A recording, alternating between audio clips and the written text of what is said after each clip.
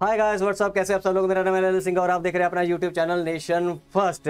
तो भाई लोगों, आज जो मैं आपके लिए वीडियो लेके आया हूँ, आज फिर मैं खान सर की वीडियो लेके आया हूँ। पहले भी हमने एक खान सर की वीडियो की थी। जो आज की वीडियो का टाइटल दिया हुआ खान सर ने, Nancy Pelosi Taiwan visit, Taiwan China Taiwan war, China Taiwan conflict, silicon shield of Taiwan. तो आपको जैसे पता ही है कि नैन्सी पेलोसी वहाँ पे ताइवान की विजिट पे गई थी। चाइना कुत्तों की तरह भौंकता रहा, उसने इधर उधर मिसाइलें मारी है। चाइना नहीं लड़ेगा, ये मैं अपने ग्रुप में भी हमारी बड़ी डिस्कशन हुई है, जो टेलीग्राम का ग्रुप है वहाँ पे मैंने बोला था कुछ नहीं है, ठीक है, सिर्फ चाइना भौंकता है, काट नहीं सकता, उसकी औकात ही नहीं है काटने की। छोटा मोटा झड़प हो जाएगी, आपस में वॉर हो जाएगी, लेकिन फुल फ्लैज वॉर नहीं करेगा चाइना, उसको पता है। तो देखते हैं, पहले वीडियो देखते हैं। मैंने लिंक खान सर का डिस्क्रिप्शन में दे दिया है वीडियो का, ठीक है। ये है अपना खान सर का खान जीएस रिसर्च सेंटर। मैं हमेशा आपको बोलता हूँ, अपने इंडियन यूट्यूबर्स को, अपने इंडियन जो कंटेंट मेकर है उनको सपोर्ट करो। ये इन्फॉर्मेशन वॉरफेयर में हमारे बहुत ज़्यादा काम आने वाले हैं। तो हमेशा इंडियन यूट्यूबर को आगे रखो, पाकिस्तानियों के यूट्यूबरों को पिछवाड़े पे लात मारो, कभी सब्सक्राइब ना करो, रिपोर्ट मारो सालों को जाके जितनी मार सकते हो।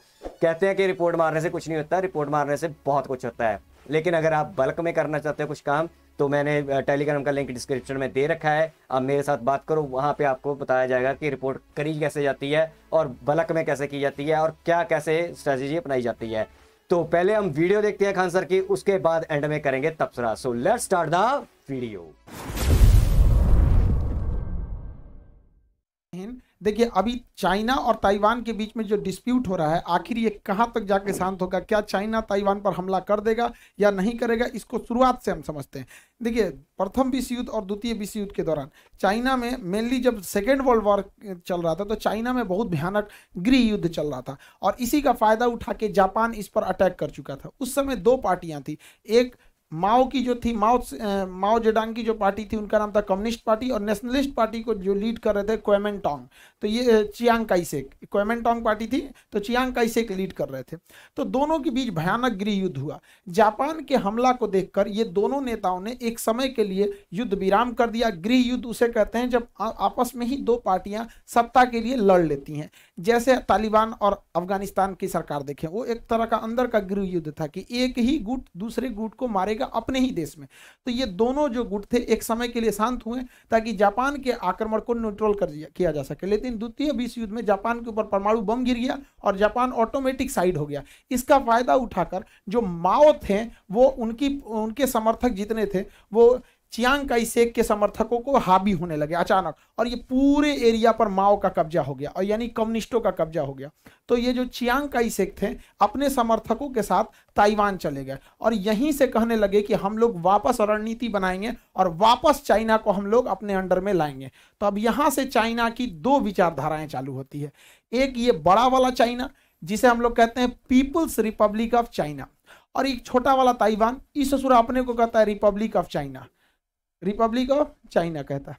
इस छोटका का कहना है कि पूरा बड़का हमारा है, और बड़का चाइना को जानते ही वो कह रहा है कि तुमको आज नहीं तो कल हम घोंट लेंगे। तो ये मेनली लड़ाई चल रही थी। लेकिन उन धीरे धीरे जब ये मेनली जो अलग हुए थे सब 1949 का समय था यहाँ पर, जब ताइवान अलग हो गया। ताइवान का ऑफिशियल नाम रिपब्लिक ऑफ चाइना है और इसका नाम है पीपल्स रिपब्लिक ऑफ चाइना। तो दोनों के बीच में ये गृह युद्ध आगे बढ़ते गया। लेकिन ताइवान में जो गए थे क्वेमेंटोंग पार्टी, वो धीरे धीरे कमजोर होकर एक छोटे से टापू में सिमट गई और इधर चाइना डे बाई डे बहुत आगे जाने लगा। अब चाइना ने लाया वन चाइना पॉलिसी। एग्जाम में अक्सर गलती कर देता है लड़का, वन चाइना पॉलिसी लगा देता है कि चीन में एक ही बच्चे हो सकते हैं। ये नहीं है। वन चाइना पॉलिसी का मतलब कि आप इस वाले चाइना को मानेंगे, इसे नहीं मानेंगे।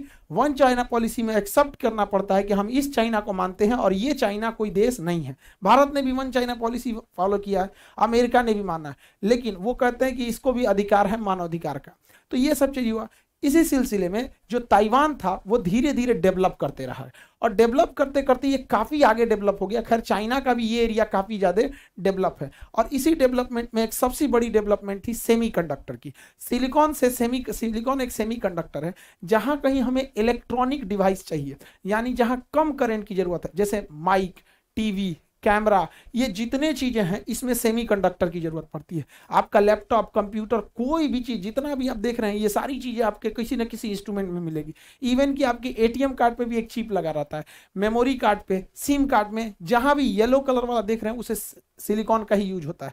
आप कहीं पे भी देखिए तो इस सिलिकॉन में बहुत हाई एफिशिएंसी चाहिए होती है और साथ में इसमें बहुत ही ज्यादा स्किल्ड वर्कर की जरूरत है और ये बार बार इसमें सुधार की भी जरूरत होती है। तो इसमें ताइवान बहुत आगे निकल गया और पूरी दुनिया को छोड़ दिया। ताइवान की कंपनी टीएसएमसी पूरी दुनिया का 60% अकेले सेमीकंडक्टर प्रोड्यूस करता है।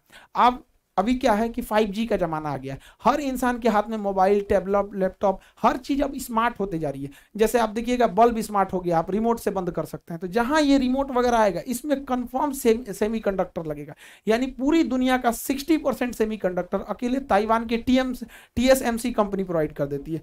कॉलकॉम, फोर्ड, आपका गूगल, एप्पल, जितनी मोबाइलें आती हैं ये सब टीएसएमसी से ही खरीदती हैं। इसीलिए दुनिया ताइवान को बचाना चाहती है कि ताइवान जाने का मतलब ताइवान नहीं गया, बल्कि 60% जो सिलिकॉन सेमीकंडक्टर का मार्केट है वो चाइना के पास चला जाएगा। इसलिए पूरी दुनिया ताइवान को बचाने की जुड़ी हुई है। इसमें अमेरिका को पता है कि भैया अमेरिका सॉफ्टवेयर के दुनिया में बहुत आगे है यहाँ पर, इसलिए इनको सिलिकॉन ज़्यादा जरूरत होता है। और आप देखिए यहाँ पर तो एक सिलिकॉन वैली ही है अमेरिका में, कि वहीं पे गूगल, माइक्रोसॉफ्ट, टेस्ला सब उधर ही मिलने वाले हैं सब आपको। तो उन लोग जैसे टेस्ला की कार ऑटोमेटिक चलती है तो उसमें भी कंप्यूटर चाहिए, सिलिकॉन चाहिए। इसलिए ये चाहता है कि ताइवान हमेशा जिंदा रहे, इसलिए हमेशा ताइवान का पक्ष लेते रहता है। इस बार क्या किया, अमेरिका ने 2 कदम आगे बढ़ के काम कर दिया।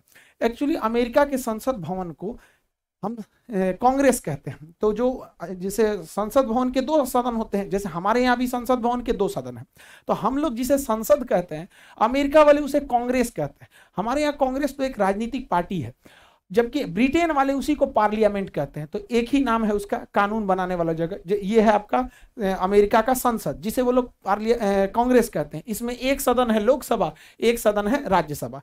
तो जिसे हम लोग लोकसभा कहते हैं उसे अमेरिका के लोग हाउस ऑफ रिप्रेजेंटेटिव कहते हैं, उसे हाउस ऑफ रिप्रेजेंटेटिव। और जिसे हम लोग लोकसभा कहते हैं उसे ब्रिटेन के लोग हाउस ऑफ कॉमन्स कहते हैं। कॉमन मतलब लोक, जनता का, जनता वाला। तो हम लोग बोलेंगे लोकसभा, अमेरिका वाला बोलेगा हाउस ऑफ रिप्रेजेंटेटिव, ब्रिटेन वाला बोलेगा हाउस ऑफ कॉमन्स। और जिसे हम लोग राज्यसभा कहते हैं, अमेरिका उसे राज्यसभा न कह के बल्कि उसे सीनेट बुलाता है, और ब्रिटेन उसे राज्यसभा नहीं कह के हाउस ऑफ लॉर्ड्स कहता है, हाउस ऑफ लॉर्ड। तो ये एक कंपैरिजन है इंडिया, अमेरिका और ब्रिटेन के संसद के स्ट्रक्चर की। तो अमेरिका क्या कांग्रेस तो कहते हैं, अमेरिका के संसद को कांग्रेस कहते हैं और लोकसभा को कहते हैं हाउस ऑफ रिप्रेजेंटेटिव। अभी जैसे हमारे लोकसभा अध्यक्ष ओम बिरला साहब है, तो ओम बिरला जो चाहेंगे संसद में, अब ऐसा तो नहीं होता है जो मन करेंगे, लेकिन सर्वे सर्वा संसद के अंदर वही है। बहुत पावरफुल पद होता है स्पीकर का। तो हाउस ऑफ रिप्रेजेंटेटिव की जो स्पीकर है नैन्सी पेलोसी, तो नैन्सी पेलोसी जो थी, इन्होंने कह दिया कि हम ताइवान यात्रा करेंगे। अब हो गया बवाल, क्योंकि चाइना के 1 चाइना पॉलिसी पर अमेरिका ने साइन कर रखा है। यानी ये बड़े वाले चाइना को मानते हैं, छोटा वाला कोई मानते हैं कि उसी का अंग है, तो फिर आप क्यों आ रहे हैं बीच में। तो ये जो बाइडेन का ये स्टेप काफी मतलब एक तरह से कहिए कि रिस्की भी डिसीजन है। नैन्सी पेलोसी का जहाज जैसे ही ताइवान की राजधानी ताइपे में पहुंचता है तो इनका तो भव्य स्वागत किया जाता है। नैन्सी पेलोसी के आने के बाद चाइना पूरी तरह से भड़क जाता है। वो ताइवान के चारों ओर से अपना नेवल एरिया लगा के और यहाँ पर मिसाइलों से बम्बार्डमेंट करने लगता है। अब जो भी मिसाइल ये मार रहा था, ये डैंगफेंग 5 मिसाइल मार रहा था, जिसे D5 कहा जाता है, DF5 कर रहा है डैंगफेंग। अब सोचिए यहाँ पर इसने टारगेट रखा है और ये मिसाइल पूरी ताइवान के ऊपर से जा रही है। यहाँ के देश के लोगों को कैसा लग रहा होगा, यहाँ का एयर डिफेंस, एयरफोर्स, जो भी स्ट्रेटेजिक कमांड है इन लोग के पास, वो पूरी तरह से अलर्ट मोड पे आ जाते होंगे यहाँ पर। और ये जानबूझ के चाइना इसी तरह से हमला कर रहा है ताकि यहाँ की सरकार को, यहाँ की जनता के ऊपर दबाव बनाया जा सके। इवन कि यह जापान और भारत को भी धमकी दे रहा है ये चाइना, और कह रहा है कि युद्ध की ओर ढकेला जा रहा है। अब ये समझना है कि युद्ध होता है तो किसकी सेना कितनी मजबूत है, इसका कंपेरिजन कर लेते हैं। तो देखिए चाइना के पास जो आर्मी है, पीपल्स लिबरेशन आर्मी, उसके पास 20 लाख एक्टिव सोल्जर्स हैं, लेकिन ताइवान के पास महज 2 लाख एक्टिव सोल्जर हैं। लेकिन एक्टिव सोल्जर के अलावा अगर देखेंगे रिजर्व में, तो चाइना महज 5 लाख सोल्जर को ही रिजर्व में रखा है और ताइवान 15 लाख सोल्जर्स को रिजर्व में रखा है। तो ऐसा मत सोचिए कि चाइना के पास बहुत बड़ी सेना है। चाइना की सीमाएं भी तो बहुत बड़ी हैं। उसका कजाकिस्तान, किर्गिस्तान से विवाद चलता है, उधर वीगर मुसलमानों को लेकर झेल रहा है। भारत से है, नेपाल से, भूटान से, बहुत सारे देशों से टच करता है, ऊपर रूस मंगोलिया से टच करता है। तो उतनी बड़ी सेना भी चाहिए होती है। ऐसा नहीं है कि हाथी ज्यादा खाता है, तो हाथी ज्यादा खाता है तो उसका तो कैलोरी लॉस भी तो होता है, उतना बड़ा शरीर को लेके चलना भी होता है। तो यहाँ पे रिजर्व सेना देख लिए। अगर हम बात करते हैं टैंक की, तो इसके चाइना के पास लगभग 5000 टैंक है, वही ताइवान के पास महज 1200 है। तो एक छोटे से देश के लिए 1200 टैंक बहुत हो जाते हैं यहाँ पर।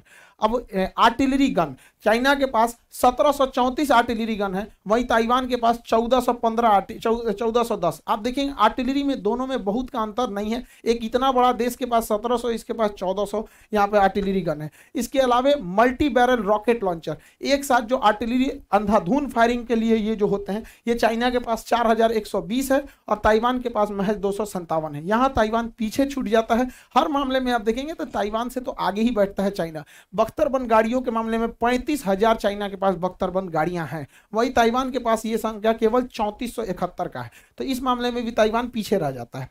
अगर एयरफोर्स को देखते हैं तो जो एयरफोर्स है इसके पास 1200 लड़ाकू जहाजें हैं सब, इसमें उसका खुद का मैन्युफैक्चरिंग भी होता है। और वहीं 288 लड़ाकू जहाज केवल ताइवान के पास है। तो ताइवान की एयरफोर्स थोड़ी सी वीक है, थोड़ी क्या बहुत कंपैरिजन में करेंगे तो वीक हो जाएगी। हेलीकॉप्टर की देखिए, हेलीकॉप्टर की एक खासियत होती है ना, वो किसी भी छोटे बड़े टारगेट को हिट कर सकता है, क्योंकि उसकी स्पीड जो होती है धीरे होती है, साथ में वो एक जगह हवा में रुक सकता है।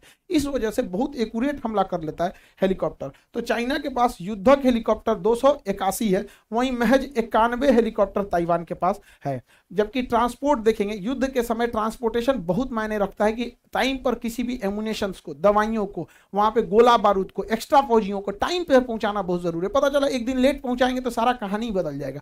तो चाइना के पास ट्रांसपोर्ट एयरक्राफ्ट की 286 की फ्लीट है, वहीं ताइवान के पास महज 19 ट्रांसपोर्ट है। लेकिन ताइवान इतना छोटा है, उसे ट्रांसपोर्ट ही कितना करना रहेगा, उतना तो सड़क से ही कर लेगा।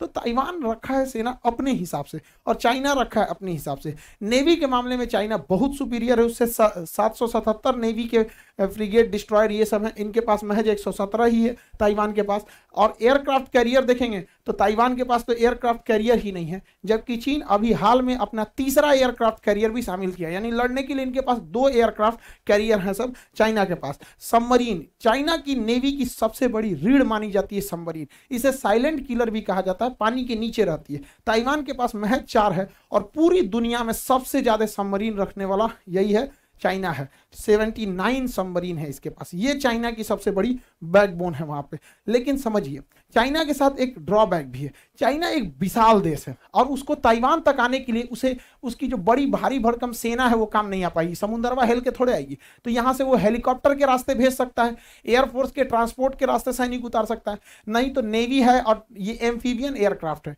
एम्फीबियन टैंक जो होते हैं वो पानी में भी चल सकते हैं। तो यहाँ पर चाइना ने एम्फीबियन टैंक्स को अपने एकदम बॉर्डर के पास क्लोज यहाँ पे लगा रखा है और चाइना ने यहाँ से मिसाइलें भी मार रहा है। उसने तो 5 मिसाइल जापान के एरिया में भी दाग दिया है वहां पर, ताकि जापान को भी वो इनडायरेक्टली कह रहा है कि तुम भी समझ जाओ, ज्यादा उड़ना नहीं।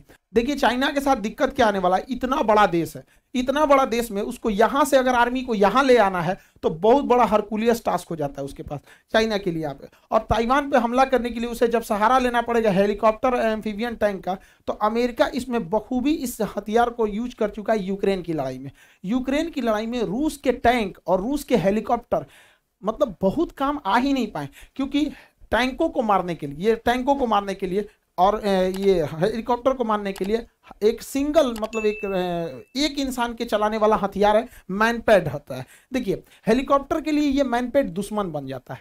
एक्चुअली क्या है कि हेलीकॉप्टर आसमान में रहता है, उसे छुप पाना बड़ा मुश्किल होता है और ये आदमी तो कहीं पे भी बैठ सकता है, तो उतने बड़े जहाज से आदमी तो दिखेगा भी नहीं और ये स्ट्रिंगर या फिर ये मैनपैड मिसाइल मारेगा, हेलीकॉप्टर को बचना ही मुश्किल हो पाता है। दूसरा, जो टैंक होते हैं जमीन पर चलने वाले या फिर पानी में चलने वाले एम्फीबियन टैंक, जब वो जमीन पे आएंगे तो इन्हें जमीन पर मारने के लिए अमेरिका के पास जेवलिन मिसाइल है, बहुत एक्यूरेट हमला करती है। अब देखिए ये टैंक का छुपना मुश्किल है और ये तो कहीं नाली एगो गड्ढा खोद के उसी में घुस जाएगा, यहाँ पे थोड़ा सा 4 फीट का गड्ढा खोद के उसी में छुप जाएगा, बैठ जाएगा और निकल के मार सकता है।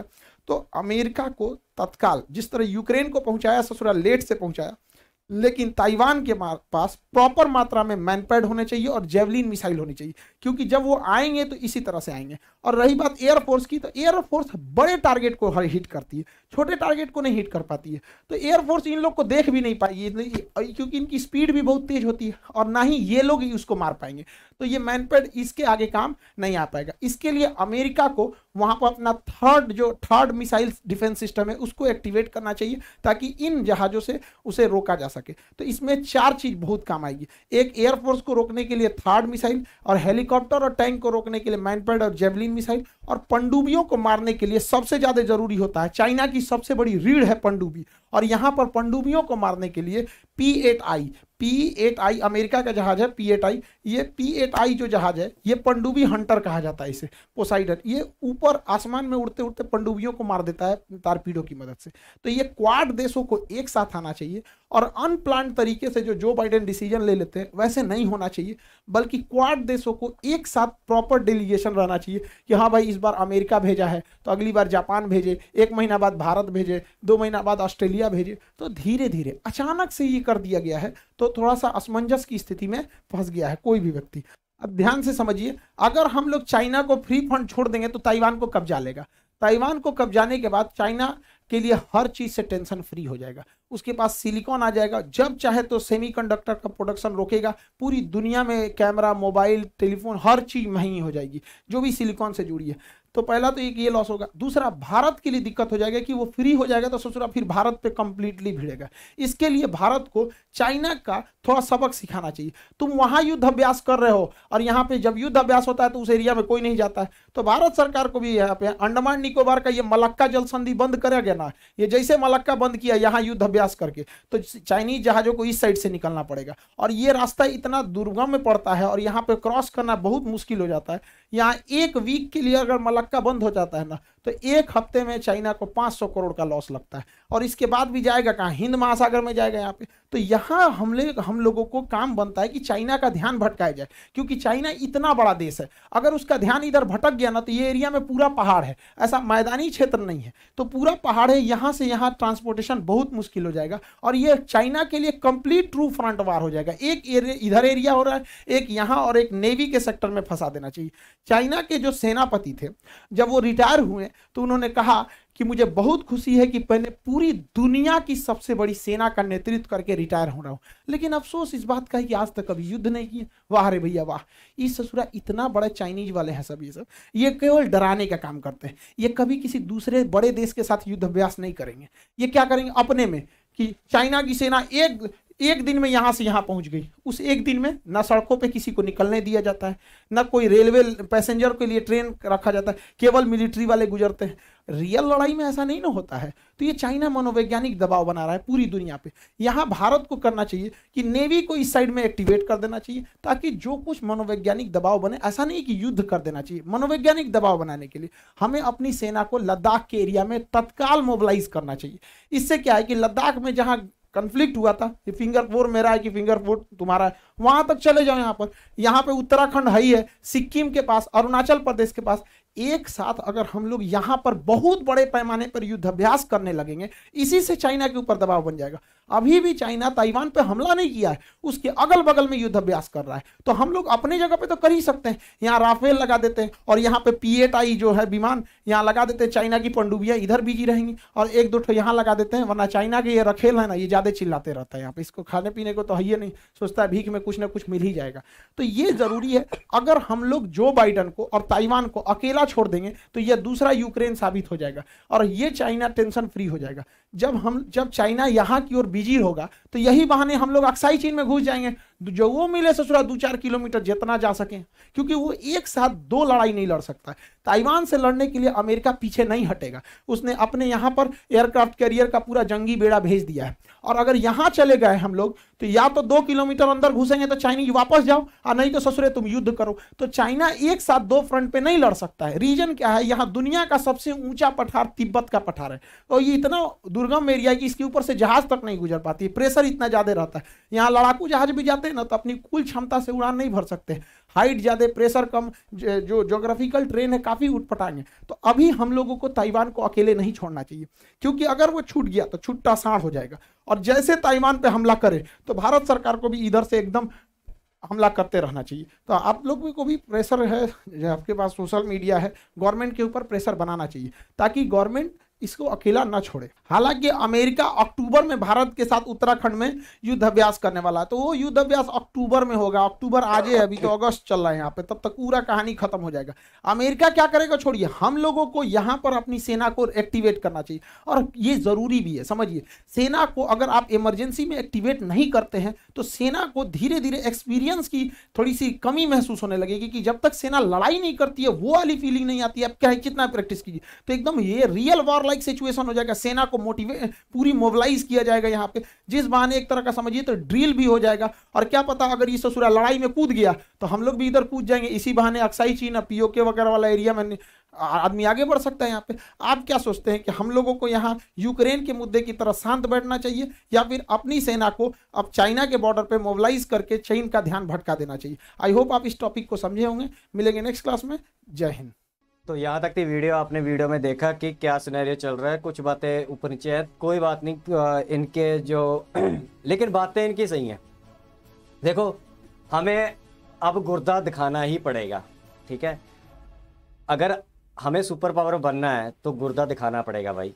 मैं ये नहीं कह रहा कि हमें किसी कैंप का हिस्सा बनना चाहिए, मैं ये कह रहा हूँ कि हमें गुर्दा दिखाना चाहिए कि इस मामले में कि जो ताइवान के साथ हो रहा है या अभी कर रहे हैं, अगर हम थोड़ा सा प्रेशर रखेंगे ना चाइना पे, इधर से प्रेशर डाल दिया, उधर से प्रेशर डाल दिया, तो चाइना को भी लगेगा कि देखो वो पेपर टाइगर है, वो भौंकता जा रहा है, काम कुछ नहीं उसका करना, वो लड़ेगा नहीं, ये इसकी तो पक्का बात है। अगर लड़ेगा, हाँ, अगर हमारे साथ लड़ाई होती है तो नुकसान हमें भी होगा, लेकिन चाइना को उससे कई गुना ज़्यादा नुकसान होगा। ये बात हमें समझनी पड़ेगी। अगर हमने आज गुर्दे नहीं दिखाया ना तो अगले 50 साल 100 साल भी नहीं दिखा पाएंगे चाइना को। चाइना अंदर से कोलैप्स हो रहा है, अंदर से उसकी हालत ख़राब है, ठीक है। अगर वो ताइवान पे हमला करेगा तो पूरी दुनिया उसके खिलाफ हो जाएगी, तो हमें उस चीज़ का फ़ायदा उठा लेंगे। नो डाउट कि हमारी गवर्नमेंट कर रही है, हमें भी अपनी गवर्नमेंट को ये प्रेशराइज, तो मैं खैर नहीं बोलूँगा कि प्रेशराइज करना चाहिए, क्योंकि प्रेशराइज में जब करते हैं तो उसमें डिसीजन गलत हो जाते हैं। ठंडे दिमाग से जो गवर्नमेंट कर रही है उसको करना चाहिए। बस मेरी यही रिक्वेस्ट है कि पाकिस्तान और चाइना को लेके हमें पीछे ढिलाई नहीं बरतनी, हमें ठंडे नहीं होना, हमें इनके खिलाफ कम करते ही रहना चाहिए, ठीक है। स्टॉक मारते रहो, ये इनका काम तमाम हो ही जाएगा। तो जो सेमीकंडक्टर का अभी मैंने सुना है रिसेंटली हमारे यहाँ पे तमिलनाडु में मेरे ख्याल से शुरू हो गई है, इसका सेमीकंडक्टर का काम हमारे भी यहाँ पे शुरू हो गया है। तो तेज़ी से हमें ये काम करना चाहिए कि सेमीकंडक्टर की जितने भी हो सके जल्दी से जल्दी हमें प्रोडक्शन स्टार्ट करके हमें अब एटलीस्ट हम एक्सपोर्ट नहीं कर पाएंगे, लेकिन हम अपनी ज़रूरत के जितना तो सेमीकंडक्टर यहाँ पे बना सकते हैं कि हम हमारे जो इलेक्ट्रॉनिक सामान है, जहाँ हम खुद जो प्रोड्यूस करते हैं, जब खुद बनाते हैं, तो उसमें तो हम कम से कम यूज़ कर सकें। जैसे गाड़ियाँ हैं हमारी, इलेक्ट्रिक गाड़ियाँ बन रही हैं, जहाँ कोई भी हम मोबाइल बना रहे हैं इंडिया में, जहाँ कुछ भी है, जैसे आईफोन एप्पल का बन रहा है 13 इंडिया में, तो उसकी ज़रूरतें तो हम पूरी कर सकें। क्योंकि कल को अगर ताइवान पे प्रॉब्लम आएगी तो कुछ ना कुछ तो नुकसान होगा ही होगा, तो उस नुकसान को बचने के लिए तो एटलीस्ट हम अपना सेल्फ तो कर सकें। तो ये मेरे को चाहिए, मैं चाहता हूँ कि गवर्नमेंट इस पर थोड़ा सा तेज़ी से करके विद इन दिस ईयर, नहीं तो नेक्स्ट ईयर तो कर ही दे कि हम अपने जितना जितना हमें ज़रूरत है वो तो पूरा कर ही ले। बाकी रही बात यार, नो डाउट कि ताइवान बहुत छोटा है, ठीक है, एक बड़ी कंट्री है, लेकिन जो छोटा भी कंट्री होता है ना, उसने भी कोई ना कोई प्लान बना के रखा होता है। अगर वो हरा नहीं सकता है तो वो नुकसान तो ज़रूर उसको पहुँचा देगा।